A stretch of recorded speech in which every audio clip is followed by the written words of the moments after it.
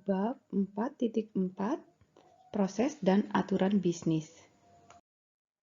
Seringkali kita memiliki aturan bisnis terkait dengan proses bisnis. Misalnya saja, seorang pelanggan platinum dari online shop harus menerima diskon 20% untuk pembelian lebih dari 250 euro. Dengan BPMN, aturan bisnis dapat ditangkap dengan beberapa cara, yaitu melalui aktivitas keputusan. Yang kedua, dengan ketentuan tentang busur keluar atau XOR split. Dan yang terakhir adalah dengan kejadian kondisional. Di sini kita menunjukkan kejadian kondisional yang dinotasikan dengan sebuah lingkaran dan di dalamnya ada sebuah kotak yang mirip seperti tabel keputusan. Ini adalah intuisi dari simbol tersebut. Mari kita lihat sebuah contoh ketika kita menggunakan kejadian keputusan.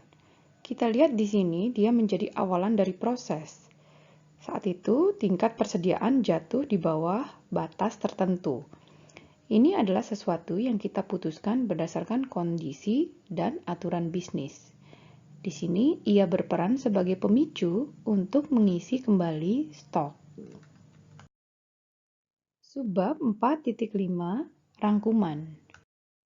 Pada bab ini, kita sudah melihat bahwa perulangan terstruktur dapat dimodelkan dengan aktivitas loop atau perulangan, tetapi siklus yang tidak beraturan tidak dapat dimodelkan dengan loop. Kita juga sudah melihat multi-instance activities yang sangat bermanfaat untuk memodelkan aktivitas yang perlu dijalankan beberapa kali tanpa pengetahuan sebelumnya tentang berapa kali ya harus dijalankan. Simbol multi-instance dapat digunakan untuk objek dan sumber daya bisnis. Kita juga belajar bahwa terdapat berbagai peristiwa perantara yang bisa berupa catching atau menangkap, atau throwing melempar. Kejadian pesan menangkap pertukaran pesan di awal, selama, dan di akhir proses. Kejadian pengatur waktu atau timer menangkap peristiwa temporal, baik yang absolut ataupun berkala. Pengecualian dapat berbasis teknologi atau bisnis dan batas waktu internal, eksternal, atau time out.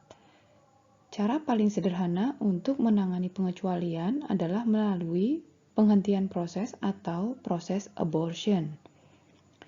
Kejadian kesalahan atau error pembatas menangkap pengecualian internal, sementara peristiwa pesan batas menangkap eksepsi eksternal.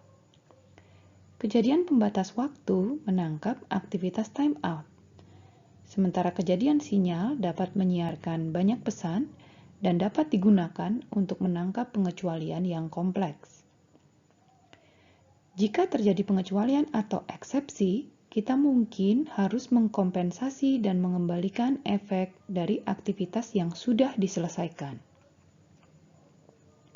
Kejadian kondisional adalah salah satu cara untuk menangkap aturan bisnis.